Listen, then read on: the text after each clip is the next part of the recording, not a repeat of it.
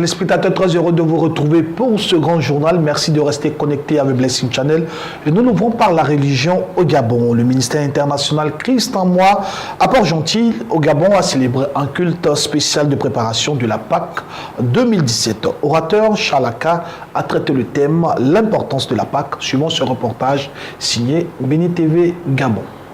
Après 35 jours dans le jeûne pour préparer la Pâque, les fidèles du ministère international Christ en moi ont clôturé ces 35 jours de jeûne par un culte de célébration et d'enseignement sur la Pâque. Les témoignages à ne point finir se sont fait entendre afin de glorifier seul Dieu. Et c'est dans les livres d'Osée et d'Hétéronome que Monseigneur Docteur Prophète Charles Aka a enseigné l'Assemblée sur l'importance de la Pâque. On peut dire la défense de peuple de Dieu au cours de l'esclavage, au moment où Dieu les a sauvés pour les amener à la terre promesse, c'est là que la Pâque était introduite. Donc c'est le nom de la fête qui veut dire espérer Dieu.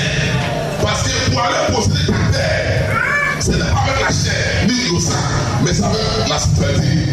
Mais pour que toutes ces choses se réalisent, il faut que tu comprennes l'importance de la Pâque. Donc trois fêtes. Première fête de Pâques, qui est Père sans le Père. Deuxième, fête de semaine qui veut dire la Pentecôte. Troisième, c'est fête à la fin de l'année. Trois fêtes. Dis trois fêtes. Chaque fête est constituée avec quoi? Nos sacrifices. Quand tu attends le mot fête, tu attends le mot sacrifice. Quand tu attends le mot sacrifice, tu attends le mot l'autel.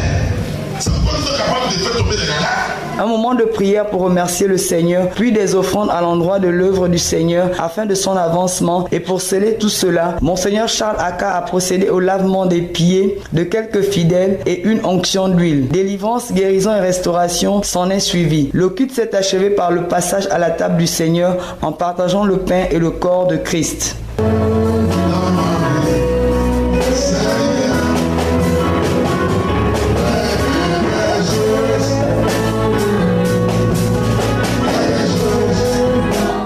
Nous restons toujours au Gabon. Un culte d'action de grâce a été célébré suite à l'ordination du bishop Mabi Christ de l'église charismatique Le Trône de la Grâce de Libreville. L'orateur principal de ce programme était l'évêque Joël Thomas, qui est venu spécialement du Canada pour ce programme. Suivons cet élément. L'église charismatique Le Trône de la Grâce a tenu un culte d'action de grâce ce dimanche 9 avril après 6 jours de multiples programmes, d'où l'ordination du bishop Mabi Christ. Les moments ont débuté par la remise de présents aux différents invités, présentation du projet d'une construction d'une église d'une grande capacité, une image de Maman Idaoussa sculptée à la pierre de Mbigou du Gabon, quelques prestations faites par les enfants et pour ouvrir les moments d'édification, l'archevêque Clemens Kirby, venu des USA, a proclamé quelques paroles de bénédiction. Puis l'évêque Joël Thomas, invité venu du Canada, s'est appuyé sur le livre d'Ésaïe pour édifier l'assemblée.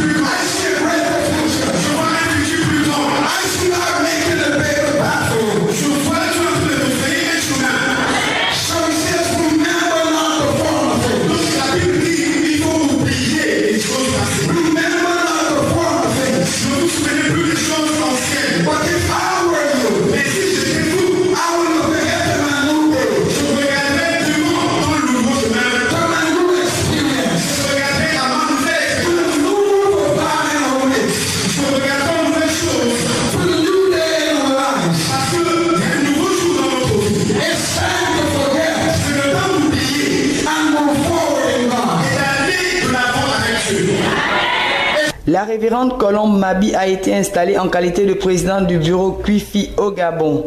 Et pour couronner le tout, la remise des certificats de participation à ces moments. Nous terminons en religion en Côte d'Ivoire. Les paralytiques ont marché, les hypertendus ont été guéris et le peuple de Dieu délivré des liens de la servitude et aussi des liens ancestraux. C'était lors de la grande veillée qui a été organisée le 3 mars dernier par le Centre d'excellence de la commune d'Angré, dirigé par le berger Achidja Pakomari. Suivons les temps forts avec notre reporter. Briser tous les liens de servitude dans leur vie, les fils et filles de Dieu sont venus nombreux de tous les coins d'Abidjan pour obtenir leur libération.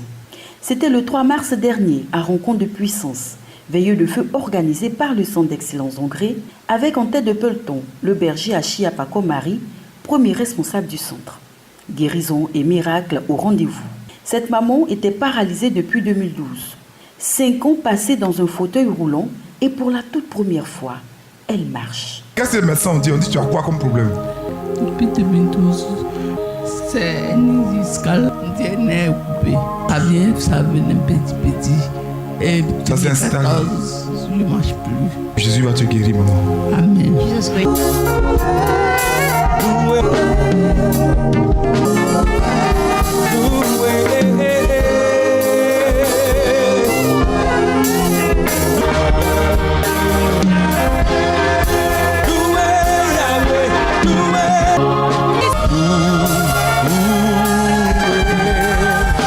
Cette sœur, quant à elle, avait le pied gauche paralysé suite à une méningite. Elle aussi a retrouvé l'usage de sa jambe. J'ai été victime de la méningite et après ça, j'ai mon pied gauche qui était vraiment foutu. Quand je suis rentrée de l'hôpital, la semaine qui a suivi, je n'arrivais pas à me tenir sur le pied gauche. Quand je marche, je tombais. Voilà. Donc j'ai suivi une rééducation au CHU de Cocody. On n'a rien fait. Quand l'homme de Dieu a prié pour moi, j'ai commencé à marcher. Et je suis libérée. Autour du thème « Je ne veux plus être dans la servitude », le peuple de Dieu a aiguisé sa connaissance spirituelle. Un enseignement délivré par le prophète de Dieu, le berger Achidja Pakomari. Les fils et filles de Dieu savent désormais comment marcher pour ne pas tomber dans la malédiction, dans les liens de la servitude et briser les pactes de sang, également les liens ancestraux. Rendez-vous est donc pris pour le 21 avril prochain à l'espace La Viva, espace de la vie à Bonoumé, pour un autre grand temps de miracle. Pour ceux qui nous prennent en marche, très heureux de vous retrouver. Nous sommes dans le grand journal avec beaucoup de plaisir. Après quelques temps, bien sûr, nous retrouvons notre consultante maison, Karine, bienvenue. Merci Christian. Après quelques semaines. Tout se passe bien. Les téléspectateurs vous ont manqué quand même. Un petit peu quand même. D'accord. Aujourd'hui avec vous, nous allons parler de l'accident de la circulation, la procédure à suivre en cas d'un accident de la circulation. Cette procédure particulièrement, la procédure d'indemnisation en cas d'accident de circulation. Tout à fait. Un thème assez particulier, Karine. Oui, en fait, c'est opportun d'en parler. Pourquoi? Parce qu'on voit qu'il y a beaucoup d'accidents de circulation, même si c'est vrai qu'il y a une réduction quand même au niveau de tout ce qui est accident corporel ou bien dégâts matériels. Mais dans la vie de tous les jours, on peut être confronté à un accident de la circulation, même minime. Alors, il faut être en mesure de savoir quelle procédure à adopter. Déjà, parce qu'il faut une indemnisation. Si votre voiture a été abîmée ou si vous-même vous avez eu un accident corporel ou bien un accident physique, il est important de savoir comment se faire indemniser. Voilà, d'où le Alors thème. tout de suite, dans vos explications, vous avez parlé de dégâts matériels. Alors en cas de préjudice matériel, on prend l'exemple de 2 voitures qui sont entrées, qui se sont percutées, sinon on aurait dit qu'ils sont rentrés en collision. Qu'est-ce qui se passe? Il y a beaucoup de thèmes qui s'utilisent, il y a beaucoup de choses qui se passent, on voit des bagarres, mais nous restons dans une procédure. En cas de dégâts matériels, en cas de préjudice matériel, pardon, qu'est-ce qui se passe concrètement? Alors, en cas de préjudice matériel automobile, dans le cadre d'un accident de la circulation, il y a une procédure vraiment qui est mise en place. C'est vrai qu'on a tendance à voir des arrangements à l'amiable. Voilà, si c'est une égratignure ou alors la peinture qui a été enlevée, bon, vous pouvez vous arranger à l'amiable. Toutes les fois où il n'y a pas, je vais dire, de circonstances aggravantes, ou bien vous pouvez vous arranger à l'amiable, c'est vivement conseillé avant d'entamer une procédure judiciaire. Sinon, la procédure en elle-même, c'est premier point, faire un constat papier. Voilà, vous devez rédiger un formulaire. Certains vont nous demander qu'est-ce que c'est effectivement un constat. Voilà, justement, je voudrais revenir, et les téléspectateurs, bien sûr. On parle de constat. Souvent, la police, les individus, dès qu'il y a un accident, la première des choses, il faut faire un constat. Bien sûr. Alors, un thème qui circule beaucoup sur les lèvres dans la cité, quand on parle de constat, qu'est-ce que c'est qu'un constat? Alors, constat, je veux dire, c'est vrai que c'est tiré du mot constat, constater, donc vous constatez l'accident. On voit, on regarde. Voilà, on voit, on regarde. Le constat, en fait, c'est un formulaire que vous recevez lorsque vous signez votre police d'assurance. Voilà, votre assurance, votre assureur vous remet un formulaire appelé constat papier. Voilà, il est vraiment requis, il est vraiment conseillé d'en avoir plusieurs exemplaires dans son véhicule, parce qu'on ne sait jamais vraiment ce qui peut arriver. Alors, une fois que vous avez justement ce formulaire-là, vous êtes confronté à un accident de la circulation et que vous êtes soit responsable, soit victime. Alors, l'un des deux, le constat, en fait, peut se faire soit par l'un, soit par l'autre. Alors, il faut que vous complétiez, vous remplissiez le formulaire, ainsi que apposer la position, de votre signature et de la signature de l'autre accidenté. Voilà, c'est la première procédure à faire. C'est-à-dire, s'il n'y a pas de dégâts matériels, c'est la première procédure vraiment constatée par le biais du constat papier, avant d'alerter tout ce qui est police, gendarmerie et autres. Et au-delà de ça, quand on parle d'un cas de cette procédure à l'amiable, parce que souvent on constate des accidents, deux voitures se percutent, certes, mais après un petit constat, même si la police n'est pas là, on se dit, écoute, on se quitte. Oui, justement, c'est comme je vous disais, c'est vivement requis le constat à l'amiable. Si vous pensez que vous pouvez vous arranger entre vous, c'est vivement conseillé, ça évite qu'il y ait trop de procédures assez longues au niveau des assureurs, au niveau de la justice. Si c'est vraiment une égratignure et que vous pouvez vous arranger financièrement entre vous, c'est conseillé. Mais là, moi, en fait, je suis juste là pour situer la procédure normale. C'est qui est très fréquent.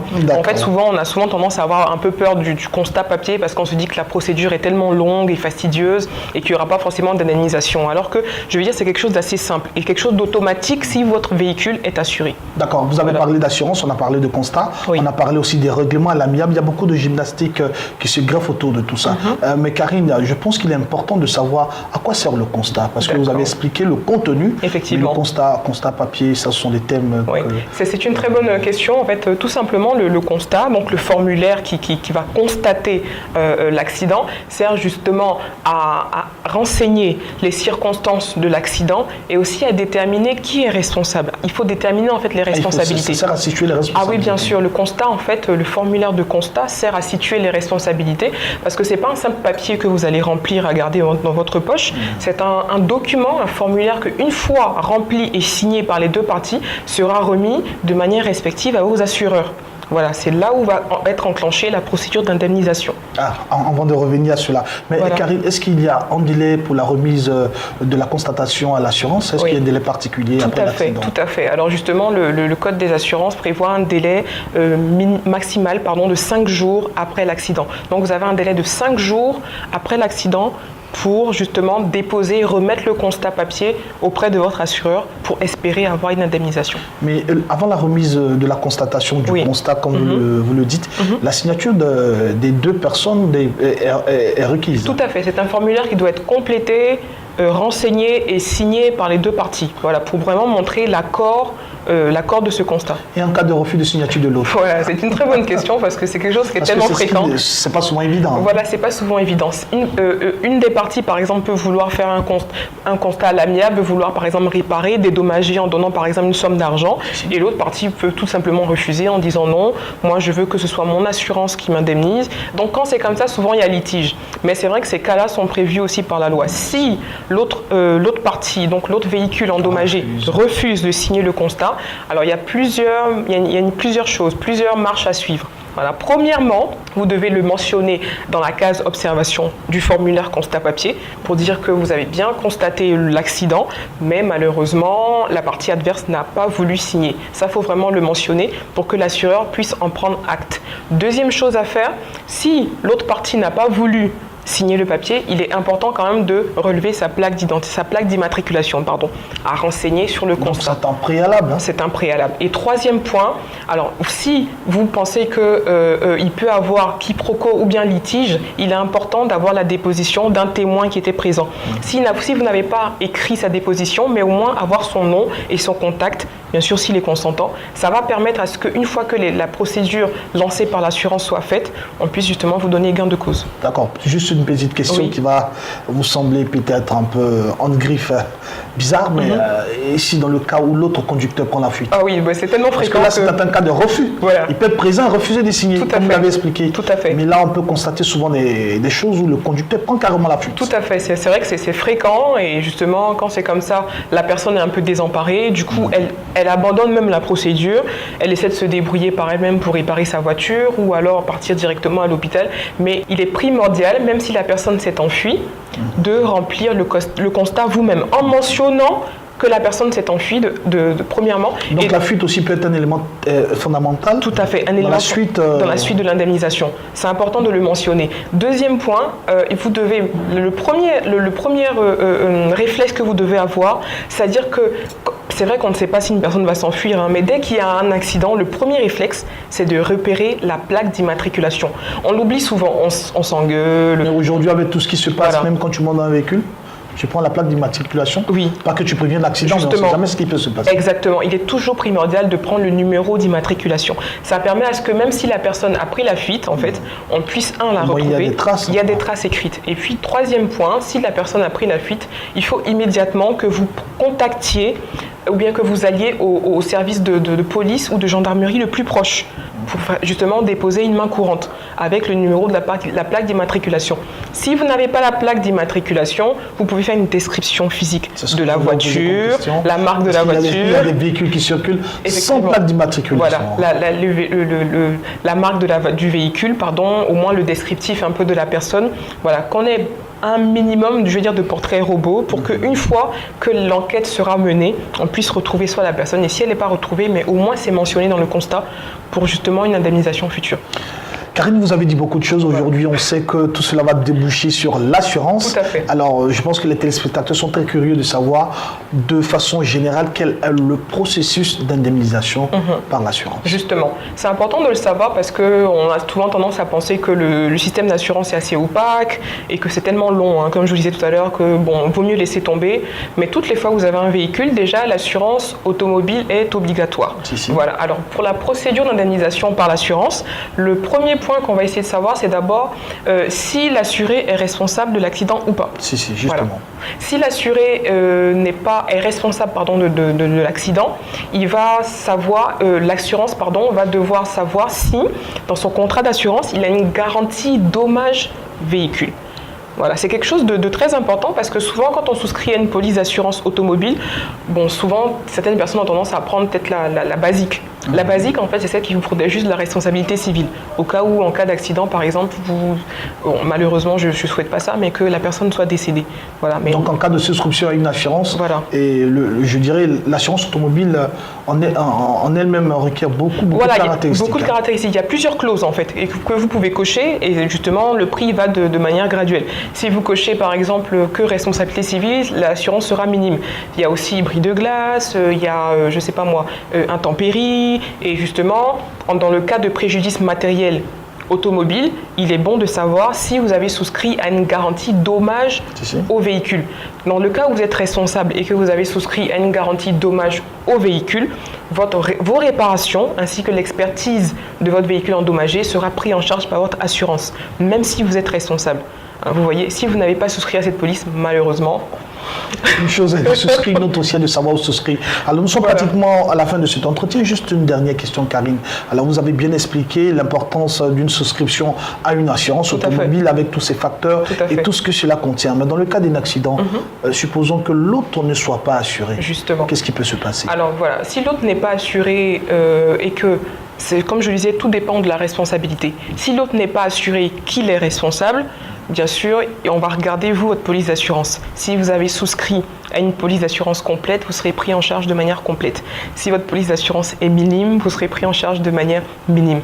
C'est malheureusement, je vais dire, le lambda, le commun des mortels est un peu tributaire à sa police d'assurance auquel il souscrit. C'est tout à fait ça. Par contre, si vous n'êtes pas responsable et que l'autre a son assurance, voilà, il suffira juste que votre assureur envoie la copie de vos frais de réparation et autres à l'assurance de l'adversaire afin que lui, par contre, vous dédommage intégralement.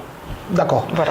Après un tour d'horizon, aujourd'hui on sait que c'est l'acte 1 de la procédure d'indemnisation. Voilà. Qu'est-ce qu'on peut retenir? Alors tout ce qu'on peut retenir concernant l'indemnisation en cas d'accident de la circulation, c'est que le geste qui peut vous sauver, c'est de ne pas oublier de prendre le numéro de plaque d'immatriculation en cas d'accident de la circulation lorsqu'il y a préjudice matériel, c'est-à-dire lorsque votre véhicule est endommagé. Si vous avez réussi à avoir un constat à l'amiable, c'est-à-dire sans que vous ayez besoin de renseigner un document ou quoi que ce soit, bon, je vais dire tant mieux, mais sinon il est conseillé de faire un constat écrit qui sera remis à votre assureur afin que justement vous ayez la possibilité d'être indemnisé. Et surtout, n'oubliez pas de visualiser, n'oubliez pas de demander conseil à votre assureur pour avoir une police d'assurance automobile la plus complète possible. La plus complète possible. Voilà. Je pense qu'on va se quitter sur quelques mots la semaine prochaine, oui. Puisqu'on aura l'acte. Effectivement, là aujourd'hui nous avons traité de l'indemnisation en cas de préjudice matériel automobile, mais la semaine prochaine ça sera vraiment l'indemnisation en cas de préjudice corporel, c'est-à-dire on est un accident de la circulation, plusieurs personnes sont blessées, voire des morts, qu'est-ce qui se passe concrètement, qui indemnise, vers qui se tourner, voilà, c'est ce que nous allons essayer de voir la semaine prochaine. Merci Karine, on sait que c'est un fléau qui aujourd'hui que nous voyons, auquel nous sommes confrontés dans nos sociétés. Alors, je pense que la semaine prochaine, les téléspectateurs seront encore éclairés. En tout cas, merci d'être passé sur ce plateau. Alors, nous allons terminer ce journal avec une information au Mali où le Premier ministre malien Abdoulaye Idrissa Maïga a formé un nouveau gouvernement de 35 membres. Il faut préciser que ce gouvernement a 2 ministres de plus que le président, mais ne connaît aucun changement notable concernant les ministères dits de souveraineté. Suivons cet élément. Le président malien Ibrahim Boubacar Keïta a nommé le gouvernement de son nouveau premier ministre Abdoulaye Idrissa Maïga ce mardi 11 avril. Cette nouvelle équipe constituée de 35 membres compte 2 ministres de plus que le précédent. Les changements les plus notables concernent les ministères de la Santé et de l'Éducation nationale, 2 secteurs qui connaissent d'importants mouvements de grève récemment. Des changements qui viseraient à assainir la situation conflictuelle qui prévaut actuellement dans le pays. Je vais profiter de ce micro pour faire un appel fraternel à tous les syndicats. Monsieur le Premier ministre m'avait indiqué tous les contacts que vous avez eus, les discussions entamées. Je voudrais rassurer le monde du syndicat, mais je voudrais rassurer les travailleurs pour qu'une trêve puisse être observée et que les Maliens se parlent. En effet, depuis le 9 mars, les personnels des hôpitaux publics et des centres de santé communautaires dépendants de l'État sont en grève illimitée. Le nouveau Premier ministre a reçu ce mardi 11 avril les 2 principales centrales syndicales du pays afin de sortir de la crise sociale. Nous allons également à la rencontre de tous les acteurs sociopolitiques de manière à ce qu'ensemble, nous puissions relever les défis du moment. Puisque la préoccupation a toujours été de faire en sorte que le front social soit apaisé. Actuellement, il est en ébullition. Il faut faire en sorte que, pas seulement que ça baisse de plusieurs camps, mais que les Maliens puissent se parler et qu'ils s'entendent. Pour ce qu'il advient des principaux portefeuilles au sein du précédent gouvernement dirigé par Modibo Keïta, les principaux titulaires restent en poste, à l'exception du ministère de la Défense, désormais dirigé par Tiena Koulibaly, ancien ministre de l'économie et ambassadeur aux États-Unis. Mesdames et messieurs, nous avons été très heureux d'être en votre compagnie pour ce grand journal. Merci de l'avoir suivi. Nous vous disons tout simplement bonne suite de programme sur le Blessing Channel. On se retrouve pour un autre numéro la semaine prochaine. D'ici là, que Dieu vous bénisse.